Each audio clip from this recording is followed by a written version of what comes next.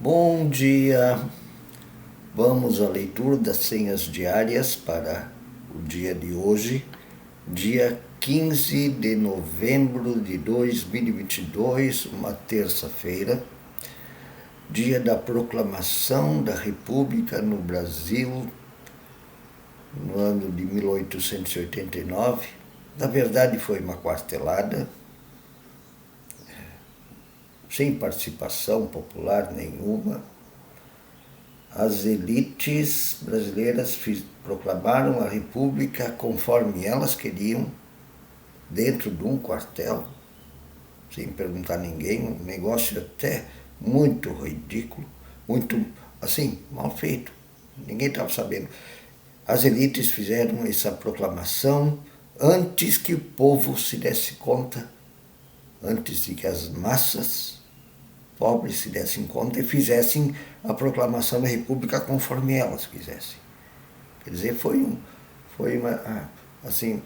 um golpe dado pela elite para se apropriar da República que viria de qualquer jeito. A monarquia brasileira estava totalmente desgastada, estava presa a uns grupos super ultrapassados. Vamos então às leituras das senhas diárias. Primeiro, e o título é importantíssimo, tá? Cuidado para não tentar forçar que a sua vontade, não tentar forçar a sua vontade, ser a vontade que você imagina ser de Deus Javé. Cuidado para não tentar forçar a sua vontade a ser a vontade que você imagina ser a de Deus Javé. Eu conheço isso, onde as pessoas tentam forçar que a Bíblia diga o que elas querem. O primeiro texto de Isaías vai ser bem claro quanto a isso, tá? Pessoas pensam que o jejum, que a vontade de Deus, que elas estão fazendo a vontade de Deus e não estão. Vamos lá, primeiro versículo, já deixa isso bastante claro. De 1 Samuel, capítulo 9, versículo 27. Samuel disse a Saul: espere um pouco, para que eu possa transmitir a você a palavra de Deus. O Samuel era um profeta e disse: você vai ser líder, você vai ser uma liderança do povo de Israel. E adivinha o que o Saul entendeu? Queria ser rei. Ele forçou que a vontade de Deus era que ele fizesse ele tivesse um super poder e ficasse rico e poderoso. Quando Saul disse: isso é para ser uma liderança. Liderança é uma coisa passageira. O Samuel queria. O Samuel queria dizer: vai ser uma liderança passageira. O Saul queria compreender: tu vai ser rei. Vai estabelecer uma monarquia, vai botar os teus filhos no poder, vai ter poder sobre tudo, sobre exército, sobre riqueza, sobre o povo. Não era para ser só uma liderança. Espera, Samuel, ouve primeiro o que Deus quer. Mas acho que entrou por uma orelha do Saul e saiu pela outra. O segundo versículo é de Mateus, capítulo 13, versículo 16. Ouçam. Bem-aventurados, porém, são os olhos de vocês porque veem, e bem-aventurados são os ouvidos de vocês porque ouvem. Não fico se apressando em dizer o que Deus quer, não. Primeiro ouve, primeiro vem. E a oração feita por Nikolaus Ludwig von Zinzendorf. Os desígnios de Deus exigem silêncio, que se pare e se escute atentamente, pois é tão fácil trocar a vontade de Deus pela própria vontade. Todas as nossas ações humanas vão mal quando as fazemos por força própria e não a partir da graça.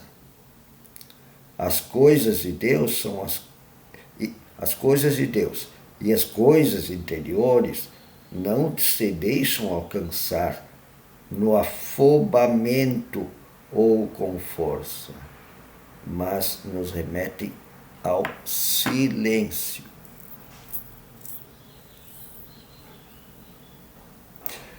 A primeira leitura, então, é do profeta Isaías. Ouçam o que ele diz no capítulo 58, versículos 6 a 12. Ele diz ao povo de Israel.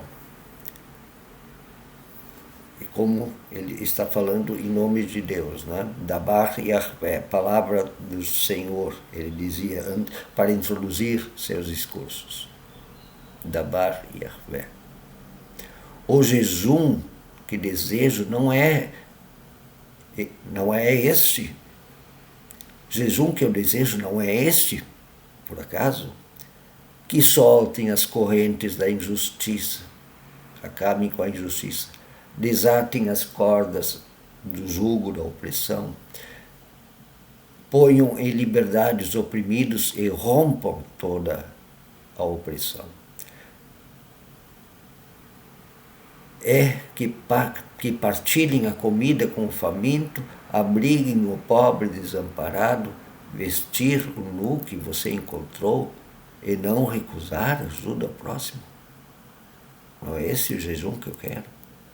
Aí sim a sua luz irromperá como a alvorada e prontamente surgirá a cura. A sua retidão irá diante de você e a glória do Senhor estará na sua retaguarda. Aí sim você clamará ao Senhor e Ele responderá. Você pedirá por socorro e Ele dirá: aqui estou. Se você eliminar do seu meio o jugo opressor, o dedo acusador e a falsidade do falar, se com renúncia própria você beneficiar os famintos e satisfazer os anseios dos aflitos, então a sua luz despontará nas trevas e a sua noite será como o meio-dia. O Senhor o guiará constantemente, satisfará os seus desejos numa terra ressequida pelo sol e fortalecerá os seus ossos. Você será como um jardim bem regado, como uma fonte cujas águas não faltam. Seu povo reconstruirá as velhas ruínas da Israel que tinha sido destruída, né? Falando com Israel, e restaurará os alicerces antigos. Você será chamado restaurador de ruas e moradias. Se o seu jejum for amoroso e não uma oração que você acha que é o certo, não é? Não tente forçar que a vontade de Deus seja a sua própria vontade. O que você acredita. Pare, escute, aprenda primeiro. E a segunda leitura de Apocalipse, vocês vão ver um quadro pintado de extrema beleza e exagero, mas que quer dizer que é um novo mundo para todos. E que vai revelar a grandeza da vontade de Deus. Então, fala o autor do livro do Apocalipse, ou os autores, muitas vezes era mais de uma pessoa, uma comunidade. O anjo que falava comigo tinha como medida uma vara feita de ouro, para medir a cidade, suas portas e seus muros. Quer dizer, uma coisa rara, uma coisa legal. A cidade era quadrangular, de comprimento e larguras iguais. olhem só o exagero dos números. Ele mediu a cidade com a vara, tinha 2.200 quilômetros de comprimento, a largura e a altura eram iguais ao comprimento. Claro que isso é um número exagerado, é para dizer assim, coisa esplendorosa. Ele mediu a muralha e deu 65 metros de espessura, segundo a medida humana que o anjo estava usando. A muralha era feita de jaspe, a cidade de ouro puro, semelhante ao vidro puro. Eles já conheciam vidro, tá? Os babilônicos, os filisteus não. Os fenícios tinham inventado o vidro já há muito tempo. Os fundamentos dos muros da cidade eram ornamentados com toda sorte de pedras preciosas. O primeiro fundamento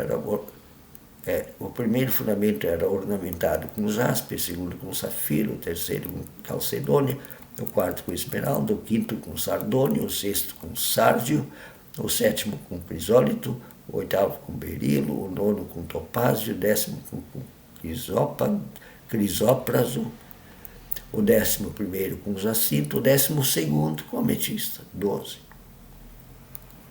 tribos de Israel. As 12 portas eram 12 pérolas, cada porta de uma única pérola. A rua principal era de ouro puro, como vidro transparente. Não vi templo algum na cidade, pois o Senhor Deus, Todo-Poderoso, e o Cordeiro são o seu templo. É o novo mundo,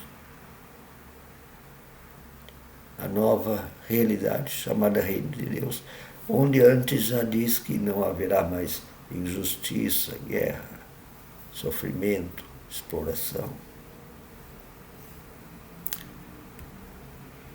Mas não confunda a vontade de Deus, Javé, com a sua. Não tente forçar isso, fica até feio. Algumas pessoas têm essa tentação e até enganam muitos de que é essa imaginação, essa fantasia que elas criam.